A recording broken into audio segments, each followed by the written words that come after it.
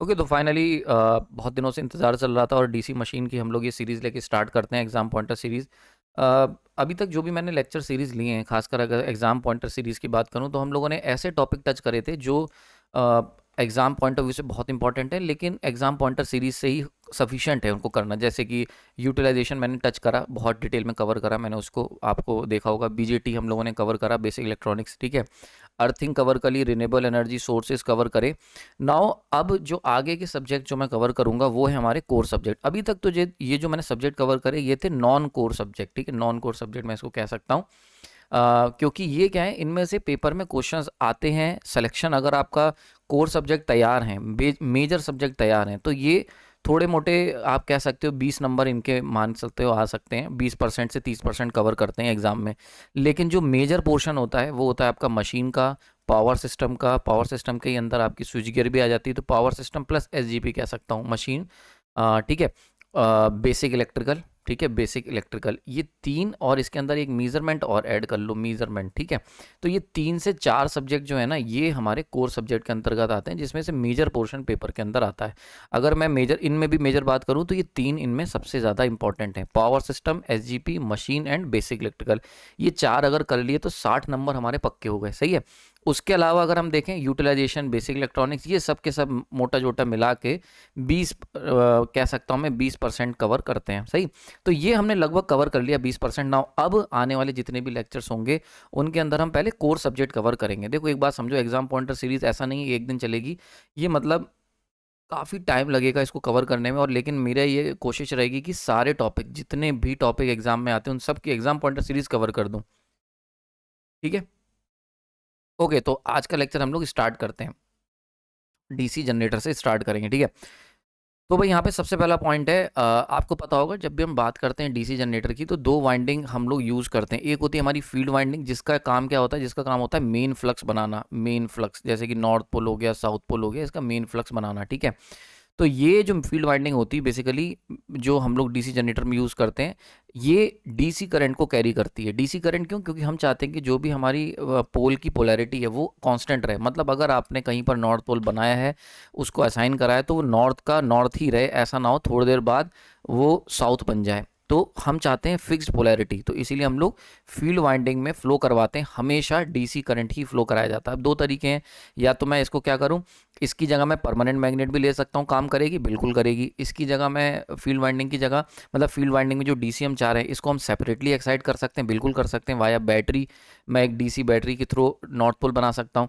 ऐसी तरीके की जितनी भी मशीन होती है उनको हम कहते हैं सेपरेटली एक्साइटेड डीसी मशीन, ठीक है। सेपरेटली एक्साइटेड डीसी मशीन, बहुत डिटेल में लेक्चर सीरीज पड़ी हुई है, जाके चेक कर लेना। तो सेपरेटली एक्साइटेड डीसी मशीन कहलाती हैं। वहीं पर अगर हम इस डीसी, ये जो फील्ड वाइंडिंग है ना, जिसको डीसी की ज़रूरत है, अगर हम इसको कनेक्ट कर देते हैं आर्मेचर से, मतलब एक्साइट कर रहे हैं वाया आर्मेचर, कोई एक्सटर्नल सप्लाई से नहीं कर रहे, तो इसको हम कहते हैं सेल्फ एक्साइटेड। मतलब खुद से एक्साइट हो रही है, खुद की आर्मेचर वाइंडिंग से ही फील्ड वाइंडिंग एक्साइट होती है। तो इस तरीके के जो जनरेटर होते हैं उनको हम कहते हैं सेल्फ एक्साइटेड डीसी जनरेटर, ठीक है। ये जो सेल्फ एक्साइटेड डीसी जनरेटर होते हैं, इनके अंदर हमें रेसिडुअल मैग्नेटिज्म की ज़रूरत पड़ती है, या कह सकते हैं एक बड़ा टर्म होता है वोल्टेज बिल्डअप का प्रोसेस इनके अंदर होना ज़रूरी होता है, तभी काम चलेगा। जो भी डीसी जनरेटर्स होते हैं, सेल्फ एक्साइटेड डीसी जनरेटर। और अगर हम बात करें सेपरेटली एक्साइटेड डीसी जनरेटर पे, वहाँ पे हमें इतनी ज़रूरत नहीं है, ठीक है। तो सेल्फ एक्साइटेड जितने भी डीसी जनरेटर होंगे, सब में वोल्टेज बिल्डअप प्रोसेस होना मस्ट है, आगे बताऊँगा जब पॉइंट आएगा, ठीक है। तो यहाँ पर आपको ध्यान रखना है, ये जो एक्साइटिंग करंट होती है वो ही हमारी एक्साइटिंग करंट, आपने टर्म सुना होगा, जैसे कहते हैं ना ट्रांसफार्मर एक्साइटेड हो गया, या हमने डीसी मशीन को एक्साइट कर दिया। एक्साइटेड का मतलब होता है कि हमने जो उसकी जो वाइंडिंग है, फील्ड वाइंडिंग, उसके अंदर हमने करंट फ्लो करा दिया। ट्रांसफार्मर एक्साइटेशन का मतलब कि भैया प्राइमरी वाइंडिंग को हमने सप्लाई से कनेक्ट कर दिया, करंट फ्लो कर रहा है। तो जब भी वाइंडिंग को हम लोग एनर्जाइज करते हैं, उसी को हम लोग एक्साइटेशन कह देते हैं, ठीक है। क्लियर हो गया यहाँ पर? मतलब फील्ड फ्लक्स हमने क्रिएट कर दिया, मेन फ्लक्स, यूजफुल फ्लक्स हमने जनरेट कर दिया है। तो use to generate the field poles, ठीक है। ये हो गया आर्मेचर वाइंडिंग। अगर बात करते हैं, आर्मेचर वाइंडिंग के अंदर डीसी करंट नहीं फ्लो करता, एसी करंट फ्लो करता है, and that is a very special thing. यानी कि अगर मैं आपको बताऊं कि ये हमारे, अगर ये डीसी मशीन है, डीसी जनरेटर, तो पोल्स जो होंगे फील्ड वाइंडिंग उसमें बनेगा, उसमें फ्लो करेगी डीसी, और जो आर्मेचर वाइंडिंग होती है इसके अंदर हमारी फ्लो करती है एसी, ठीक है, तो आर्मेचर वाइंडिंग के अंदर एसी फ्लो करती है, ठीक।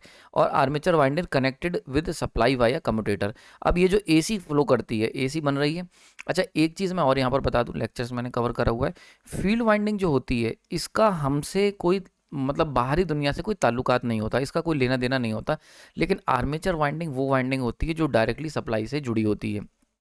यानी कि अगर हमारे पास डीसी जनरेटर है डीसी जनरेटर है, तो डीसी जनरेटर जहाँ से पावर देगा, जिस वाइंडिंग से पावर हमें मिलेगी वो है आर्मेचर वाइंडिंग। अगर हमारी डीसी मोटर है तो जिस वाइंडिंग में तुम पावर दोगे, जो तुम बटन ऑन करके उसको पावर दोगे, वो जो वाइंडिंग जिसको पावर देंगे, जिसको एनर्जाइज करेंगे, वो होती है हमारी आर्मेचर वाइंडिंग। ध्यान रखना हमेशा। तो आर्मेचर वाइंडिंग ही बाहरी दुनिया से ताल्लुकात रखती है, फील्ड वाइंडिंग बाहरी दुनिया से ताल्लुकात नहीं रखती। फील्ड वाइंडिंग सेपरेटली एक्साइट कर सकते हो वाया बैटरी, और या फिर आर्मेचर वाइंडिंग के साथ इसको अटैच कर सकते हैं हम लोग, ये काम कर सकते हैं। लेकिन बाहरी दुनिया से जो ताल्लुकात रखती है वो हमारी है आर्मेचर वाइंडिंग, ठीक है, ये बात याद रखना आप लोग, सही है। तो जब भी हम किसी भी जैसे डीसी जनरेटर या डीसी मोटर कभी मार्केट से खरीद के लाते हो, तो जो दो तार इसके बाहर निकले होते हैं, ये दो तार कौन सी वाइंडिंग के होते हैं? हमेशा याद रखना आर्मेचर वाइंडिंग की तरफ जा रहे होंगे ये, सही है।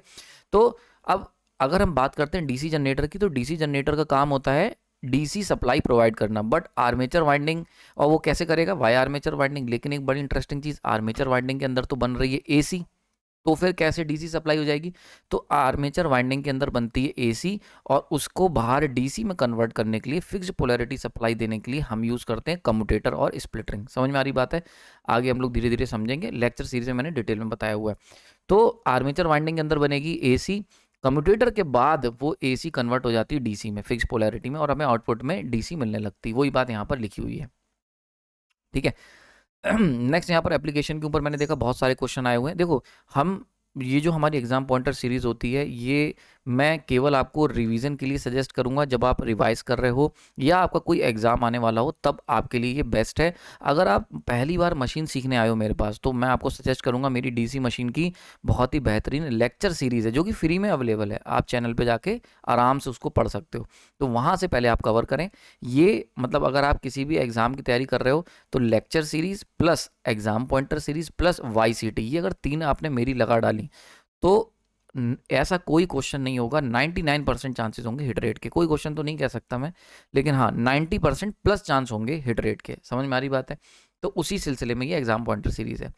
तो इसके अंदर एग्जाम पॉइंटर सीरीज के अंदर हम लोग बिल्कुल अनस्ट्रक्चर्ड चलेंगे, कोई हम लोग हायरार्की फॉलो नहीं करेंगे। जो क्वेश्चन जैसे क्वेश्चन आए हैं वैसा हम लोग तैयारी करेंगे, ठीक है।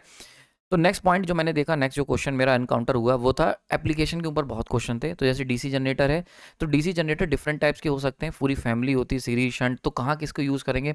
तो सीरीज वाला जो डीसी जनरेटर है वो हम यूज़ करते हैं बूस्टर की तरह। याद रखना, बूस्टर की तरह यूज़ होता है to raise voltage in the feeders. Feeder आपको पता होगा, पावर सिस्टम में हम यूज़ करते हैं। तो अगर हमें किसी भी फीडर में वोल्टेज को बूस्ट करना है, तो हम लोग सीरीज का डीसी सीरीज जनरेटर का यूज़ करते हैं। दूसरा कहाँ यूज़ कर सकते हैं? लोकोमोटिव में यूज़ कर सकते हैं रीजनरेटिव ब्रेकिंग के लिए। तो ये दो इसके एप्लीकेशन हो गए। शंट जनरेटर कहाँ यूज़ करेंगे? शंट जनरेटर एक तरीके का आप मान के चलो बिल्कुल बैटरी का रेप्लिका होता है। यानी कि अगर डीसी शंट जनरेटर की बात करें, तो जैसे एक बैटरी होती है ना, इस तरीके का वोल्टेज लोड के साथ डाउन होता है, बिल्कुल वैसे ही हमें शंट में देखने को मिलता है कि वोल्टेज इस तरीके से डाउन होता है, देन कोलैप्स होता है। तो जब भी हमें एक वोल्टेज सोर्स की ज़रूरत है, डीसी वोल्टेज सोर्स, जब भी आपको डीसी वोल्टेज सोर्स की ज़रूरत होगी, तो हम लोग डीसी शंट जनरेटर प्रेफर करते हैं। तो बैटरी चार्जिंग के लिए या फिर एक्साइटेशन प्रोवाइड करवाने के लिए अल्टरनेटर को, जैसे अल्टरनेटर आपने पढ़ा होगा, तो उसके अंदर हमें रोटर पे डीसी एक्साइटेशन देनी पड़ती है, तो वहाँ पर हमें शंट जनरेटर यूज़ कर सकते हैं। पोर्टेबल जनरेटर के तौर पे हम इसको इस्तेमाल कर सकते हैं। नेक्स्ट, क्यूमुलेटिव अगर मशीन की बात करें या कंपाउंड मशीन की बात करें, तो कंपाउंड में क्या होता है? सीरीज वाइंडिंग होती है प्लस शंट वाइंडिंग, दोनों वाइंडिंग हम लोग यूज़ करते हैं, है ना। तो सीरीज और शंट अगर दोनों वाइंडिंग आप इस्तेमाल कर रहे हो, तो उसको अब इसमें दो तरीके से यूज़ कर सकते हो। एक जिसमें दोनों का फ्लक्स एडअप होगा, मतलब सीरीज वाइंडिंग का फ्लक्स एडअप हो जाएगा शंट वाइंडिंग के फ्लक्स में। अगर ऐसा है तो उसको हम कहते हैं cumulative DC generator, cumulative compound DC generator. और अगर सीरीज वाइंडिंग का फ्लक्स अपोजिट में है शंट वाइंडिंग के फ्लक्स के, ऐसा अगर कंपाउंड जनरेटर है, तो उसको हम कहते हैं डिफरेंशियली कंपाउंड जनरेटर, सही है। तो डिफरेंशियली कंपाउंड जनरेटर मतलब जो सीरीज वाइंडिंग है और जो शंट वाइंडिंग है, इन दोनों का फ्लक्स एक दूसरे को अपोज कर रहा है, ऐसा जनरेटर हम केवल यूज़ करते हैं आर्क वेल्डिंग में। ध्यान रखना, बहुत इंपॉर्टेंट, आर्क वेल्डिंग में हमेशा डीसी डिफरेंशियल कंपाउंड जनरेटर का इस्तेमाल होता है, ठीक है। और क्यूमुलेटिव कहाँ यूज़ करते हैं, तो क्यूमुलेटिव हमेशा हम लोग प्रेफर करते हैं लाइटिंग में कर सकते हो, ठीक है, जहाँ पे भी लाइट जलाने की ज़रूरत होगी, पावर सप्लाई में कर सकते हैं, हैवी पावर सप्लाई में भी यूज़ कर सकते हो, ठीक है, क्लियर हो गया यहाँ पर। तो ये बातें याद रखना, क्यूमुलेटिव का इस्तेमाल जो है जब भी हमें पावर की ज़रूरत पड़ेगी तो हम क्यूमुलेटिव को भी यूज़ कर सकते हैं, ठीक, क्लियर हो गया। नेक्स्ट पॉइंट नंबर 3 की बात अगर हम लोग करें, पॉइंट नंबर 3 में ये मैंने आपको बता ही दिया था वैसे तो, कि फील्ड वाइंडिंग जो होती है इसके अंदर डीसी फ्लो करती है, आर्मेचर वाइंडिंग जो होती है इसके अंदर एसी फ्लो करती है। अब एक इंपॉर्टेंट बात, अगर आर्मेचर वाइंडिंग के अंदर एसी फ्लो कर रही है तो उस एसी की फ्रिक्वेंसी कितनी होगी?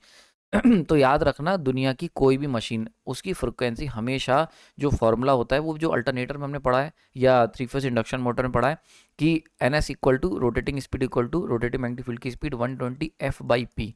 यहाँ से अगर एफ निकालोगे तो F equal to N S into P divide by 120।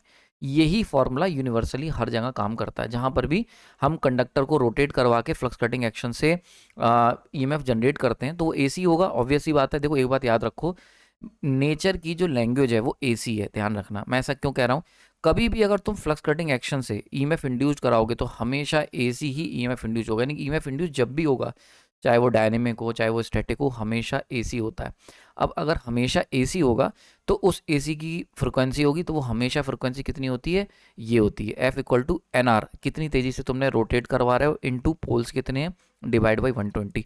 तो ये सारी बातें आपको याद रखनी है।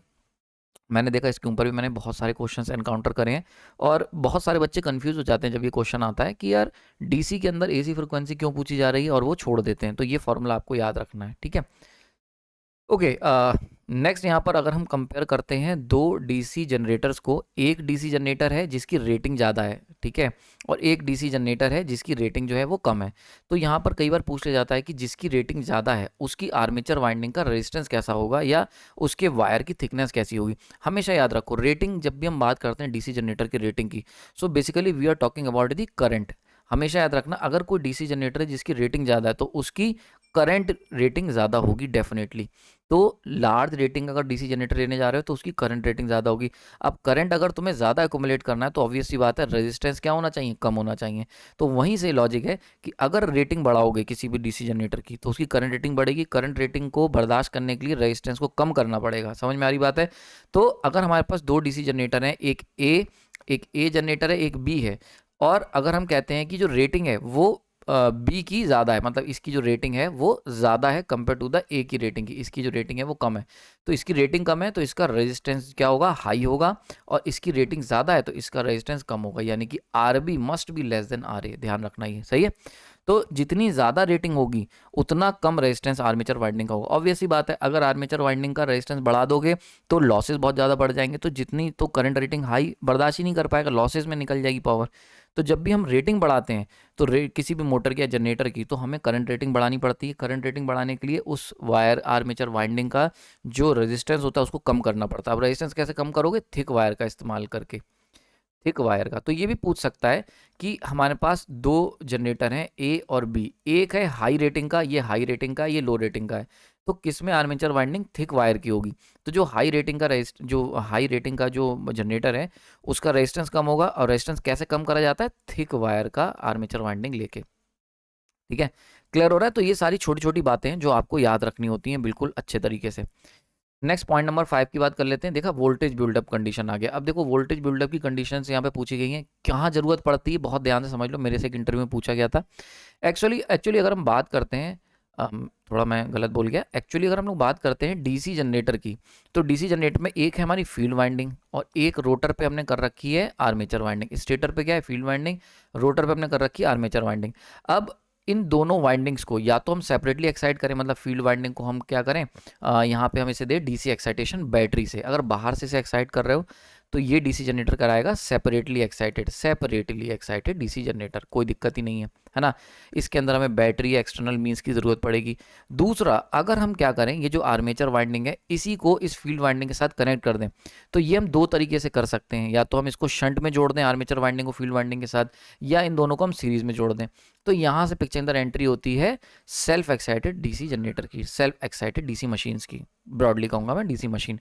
तो सेल्फ एक्साइटेड में क्या होता है कि जो फील्ड वाइंडिंग होती है वो आर्मेचर वाइंडिंग के साथ जुड़ी होती है। कैसे, अगर ये सीरीज में जुड़ी होगी तो सीरीज मशीन, शंट में जुड़ी होगी तो शंट मशीन, अगर ये सीरीज प्लस शंट दोनों में जुड़ी होगी तो कंपाउंड मशीन। समझ में आ रही बात है, वहीं से नाम आते हैं। तो जब भी हम लोग सेल्फ एक्साइटेड मशीन की बात करते हैं तो डीसी जनरेटर जो कि सेल्फ एक्साइटेड है, उसको चलाने के लिए, उसको वोल्टेज बनाने के लिए वोल्टेज बिल्डअप की कंडीशन को फुलफिल करना पड़ता है। क्योंकि अगर आपने देखो, अगर आपने फील्ड वाइंडिंग है, फील्ड वाइंडिंग का काम क्या होता है, नॉर्थ और साउथ को बना के देना। अब फील्ड वाइंडिंग तुमने अगर इसे बाहर की किसी बैटरी से एनर्जाइज करा तब तो ठीक है, मतलब सेंस बनता है कि भाई हमने वाइंडिंग करी और ये जो वाइंडिंग थी इसको बाहर की बैटरी से जोड़ दिया, तो यहाँ पे नॉर्थ बन गया, साउथ बन गया, कोई टेंशन नहीं है। लेकिन अगर हमने इसको बाहर की वाइंडिंग, बाहर की बैटरी से ना जोड़ के आर्मेचर के साथ जोड़ दिया, तो भैया आर्मेचर तो खुद ही अनएक्साइटेड है, तो फिर नॉर्थ और साउथ कैसे बनेगा। तो उसी नॉर्थ और साउथ को बनाने के लिए यहाँ पर वोल्टेज बिल्डअप के प्रोसेस की कंडीशंस दी गई हैं। समझ में आ रही बात है। बाकी अगर आपको डिटेल में जानना है, बहुत डिटेल्ड इन डेप्थ लेक्चर मैंने बना रखा है, जाके चेक कर लेना वोल्टेज बिल्डअप का प्रोसेस कैसे होता है, ठीक है। ओके, तो कौन कौन सी 4 कंडीशन है। सबसे पहली और मैंडेटरी कंडीशन है कि जो पोल्स हैं हमारे, उनके अंदर रेसिडुअल मैग्नेटिज्म होना चाहिए। मतलब होना चाहिए मतलब आपको पता होगा, मैंने मटेरियल में पढ़ाया है, आपने पढ़ा होगा कि जब भी हम लोग बात करते हैं किसी भी मैग्नेट को अगर एक बार एनर्जाइज करते हो, तो जब उसको डी एनर्जाइज करते हो तो उसकी मैग्नेटिज्म बिल्कुल जीरो नहीं होती। जैसे अगर तुम कोई इलेक्ट्रोमैग्नेट लेके आओ, उसे एक बार मैग्नेट बना के अगर उसका सप्लाई हटा भी दोगे, तब भी वो कुछ आसपास के लोहे के पार्टिकल को अट्रैक्ट करती है। तो ये जो प्रोसेस होता है, इसका मतलब क्या हुआ कि उसके अंदर कुछ मैग्नेटिज्म बचा रह गया, वही मैग्नेटिज्म को हम लोग कहते हैं रेसिडुअल मैग्नेटिज्म। समझ में आ रही बात है। तो कोई भी पोल जब हमें सेल्फ एक्साइटेड मशीन या सेल्फ एक्साइटेड डीसी जनरेटर बनाने हैं, तो ये मैंडेटरी है कि उसके अंदर कुछ रेसिडुअल मैग्नेटिज्म बचाओ। अब अगर मान के चलते हैं पेटी पैक हमारा नया बिल्कुल डीसी जनरेटर है, तो उसको तो हमने कभी एनर्जाइज नहीं करा है, तो उसके अंदर रेसिडुअल मैग्नेटिज्म कहाँ से आएगा। तो इस काम के लिए हम लोग ना फ्लैश एक्साइटेशन का इस्तेमाल करते हैं। फ्लैश एक्साइटेशन में क्या होता है कि एक बार के लिए उसके पोल्स को हम बाहरी किसी मैग्नेट से एनर्जाइज करवाते हैं, एंड देन हम भारी मैग्नेट हटा देते हैं या भारी डीसी सप्लाई हटा देते हैं, तो उसके अंदर छोटा सा रेसिडुअल मैग्नेटिज्म बचा रह जाता है। समझ में आ रही बात है। तो उसके लिए हम फ्लैश एक्साइटेशन का भी इस्तेमाल करते हैं। तो पहली इंपॉर्टेंट कंडीशन है वोल्टेज बिल्डअप की कि रेसिडुअल मैग्नेटिज्म रहना चाहिए। ये जो वोल्टेज बिल्डअप का बता रहा हूँ, ये मेरे से अच्छी जगह पे, मतलब अच्छी अच्छी जगहों पे जब मैंने इंटरव्यू दिए तो वहाँ पर ये पूछा गया था। ध्यान रखना ये बात, सही है, बहुत इंपॉर्टेंट है ये। अगर आपने अपने रेज्यूमे में सबसे पहले पढ़ा है डीसी जनरेटर, डीसी मशीन, तो ये पूछ लिया जाएगा वोल्टेज बिल्डअप क्यों ज़रूरी है। बहुत इन डेप्थ बता रहा हूँ। दूसरी जो कंडीशन होती है कि फील्ड वाइंडिंग जो है वो आर्मेचर वाइंडिंग के साथ सपोर्टिंग वे में जुड़ी हो। सपोर्टिंग वे का मतलब कि जब आर्मेचर घूमना स्टार्ट करे तो इसकी वजह से जो वोल्टेज इंड्यूस हो और रेसिडुअल मैग्नेटिज्म की वजह से जो वोल्टेज बन रहा है, ये एक दूसरे को सपोर्ट करें, एक दूसरे को अपोज ना करें। या दूसरे शब्दों में कि एक रेसिडुअल मैग्नेटिज्म की वजह से छोटा सा नॉर्थ छोटा सा साउथ मिला, और जब आर्मेचर वाइंडिंग घूमेगी और इससे फ्लक्स कटिंग एक्शन होगा, तो इसकी वजह से जो नॉर्थ एंड साउथ इंड्यूस होंगे वो इन्हीं के सपोर्ट में होने चाहिए। मतलब नॉर्थ पे नॉर्थ और साउथ पे साउथ बने। अगर हमने इनको उल्टा कनेक्ट कर दिया और नॉर्थ के आगे साउथ बन गया, साउथ के आगे नॉर्थ बन गया, तो ये एक दूसरे को कैंसिल आउट कर देंगे और रेसिडुअल मैग्नेटिज्म भी खत्म हो जाएगा। तो फील्ड वाइंडिंग और आर्मेचर वाइंडिंग सपोर्टिंग वे में जुड़ी हो, ना कि अपोजिंग वे में, सही है। तीसरा इंपॉर्टेंट पॉइंट, रोटर की स्पीड क्रिटिकल स्पीड से ज़्यादा हो। क्रिटिकल स्पीड से ज़्यादा क्यों? क्योंकि जितनी ज़्यादा स्पीड होगी उतना ज़्यादा फ्लक्स कटिंग एक्शन होगा, उतनी तेज़ी से वोल्टेज बिल्डअप प्रोसेस होगा। एंड लास्ट पॉइंट, जो फील्ड वाइंडिंग का रेजिस्टेंस है वो क्रिटिकल रेजिस्टेंस से कम होना चाहिए। क्यों? क्योंकि भैया अगर क्रिटिकल रेजिस्टेंस ज़्यादा होगा तो वोल्टेज बिल्डअप का प्रोसेस हो ही नहीं पाएगा। सारा का सारा वोल्टेज जो होगा वो फील्ड वाइंडिंग के रेजिस्टेंस में ही ड्रॉप हो जाएगा। भाई रेजिस्टेंस कम होगा तभी तो करंट प्रॉपर सर्कुलेट करेगा, और प्रॉपर करंट सर्कुलेट करेगा तो पोल्स बढ़ेंगे। तो जनरली जो वोल्टेज बिल्डअप प्रोसेस होता है वो इस तरीके से होता है। मैं हल्का सा बता दे रहा हूँ, छोटा सा नॉर्थ छोटा सा साउथ। अब जब यहाँ पे फ्लक्स कटिंग एक्शन से यहाँ पे ये जब आर्मेचर कंडक्टर को घुमाओगे तो इसके अंदर ईएमएफ इंड्यूस होगा, ईएमएफ इंड्यूस होगा और फील्ड वाइंडिंग इसके साथ जुड़ी हुई है। तो यहाँ पे क्या होगा, ये साउथ बढ़ जाएगा क्योंकि बिकॉज अब करंट आएगा जो यहाँ पे एक्स्ट्रा साउथ बनाएगा या एक्स्ट्रा नॉर्थ बनाएगा। ठीक है। अब जब नॉर्थ और साउथ बढ़ेंगे तो इसकी वजह से ज़्यादा फ्लक्स निकलेगा, तो ज़्यादा फ्लक्स कटिंग एक्शन होगा, और ये प्रोसेस क्यूमुलेटिवली चलता रहता है। मतलब छोटा नॉर्थ छोटा से करंट को बनाता है, छोटा सा करंट अगेन छोटे से नॉर्थ को बड़ा करता है, देन बड़ा नॉर्थ बड़ा करंट बनाएगा, उससे बड़ा नॉर्थ बनेगा, तो नॉर्थ पोल भी बढ़ता चला जाता है और करंट भी बढ़ता चला जाता है, इस तरीके से। ठीक है। So these are the important 4 point जो आपको पता होने चाहिए, जो वोल्टेज बिल्डअप प्रोसेस के लिए जरूरी होते हैं। तो आज के लिए इतना ही रखता हूँ मैं। नेक्स्ट वीडियो में बात करूंगा कुछ और इंपॉर्टेंट पॉइंट की। आई होप आपको समझ में आया होगा। कैसा लगा लेक्चर बताना। नेक्स्ट वीडियो में बात करें कुछ और इंपॉर्टेंट पॉइंट्स। जो अब डीसी मशीन तो अभी लंबा चलेगा और हम लोग सारे के सारे कोशिश करेंगे कि मेजर इंपॉर्टेंट जितने भी पॉइंट्स हैं वो कवर कर लें। तो इसकी जो करेक्ट पीडीएफ नोट्स है थोड़े दिन में आपको सुपर प्राइम ग्रुप पे मिल जाएगी। बाकी आप जो भी अगर किसी भी एग्जाम की तैयारी कर रहे हो तो डीसी मशीन अगर आपको मेरे से सीखना है तो लेक्चर सीरीज़ हमारे फ्री में पड़ी हुई है, जाके चेक कर लेना प्लेलिस्ट। 100 से ज़्यादा वीडियो एक बार देख लोगे, खून में उतर जाएगी डीसी मशीन, सब कुछ समझ में आ जाएगा। यहाँ पे तो हम रिवीजन करवा रहे हैं केवल। दूसरा, अगर आप किसी भी एग्जाम की तैयारी कर रहे हो तो वाईसीटी यानी कि youth publication series super prime group में चल रही है, पावर इलेक्ट्रॉनिक्स सीरीज चल रही है, तो वो सब जाके देख सकते हैं आप लोग। कीमती समय देने के लिए धन्यवाद। नेक्स्ट वीडियो में बात करेंगे कुछ और इंपॉर्टेंट पॉइंट्स की, और कोशिश करेंगे कि जल्दी से हम लोग इसको कोर सब्जेक्ट सारे के सारे कवर करें। Thank you.